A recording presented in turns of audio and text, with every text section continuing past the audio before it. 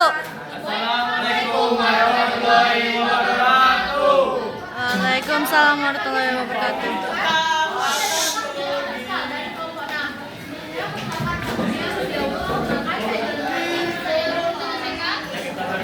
Saya Boy Christian, saya Ivan Syarif.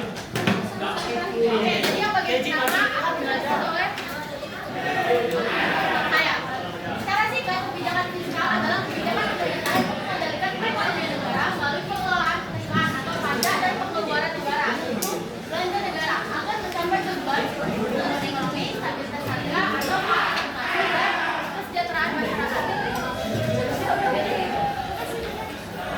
Lalu ada pula Teh. Minta tolong beresin tas. dalam Undang-Undang Nomor 17 Tahun 2003 Pasal 3 Ayat 4 tentang keuangan negara berisi mengenai fungsi otoritas perencanaan, pembahasan alokasi stabilitas dan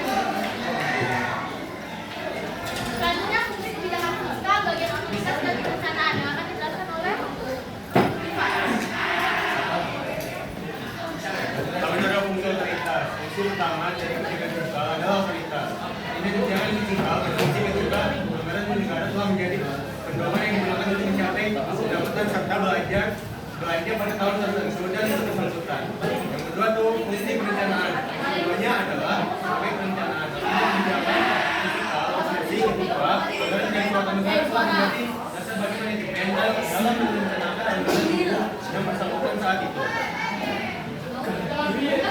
Selanjutnya bagian pengawasan dan alokasi akan dijelaskan oleh Ivan.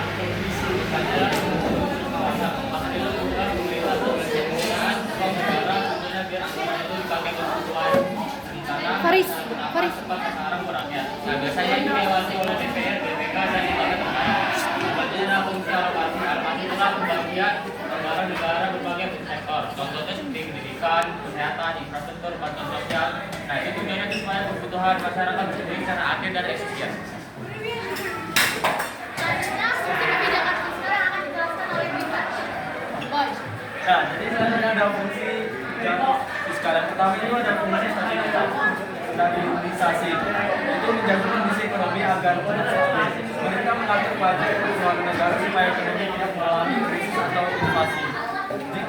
Jika ekonomi menurun, pemerintah meningkatkan belanja dan menaikkan pajak. Jika ekonomi terlalu tinggi dan harga naik, pemerintah mengurangi belanja dan menaikkan pajak. Kemudian yang kedua adalah fungsi distribusi, yaitu mengurangi kesenjangan ekonomi antara orang kaya dan orang kurang mampu. Pemerintah melakukannya lewat pajak dan bantuan sosial seperti pajak yang besar untuk orang berpenghasilan tinggi dan bantuan masyarakat yang membutuhkan. Tujuannya supaya pendapatan masyarakat bisa lebih merata dan adil. Wait.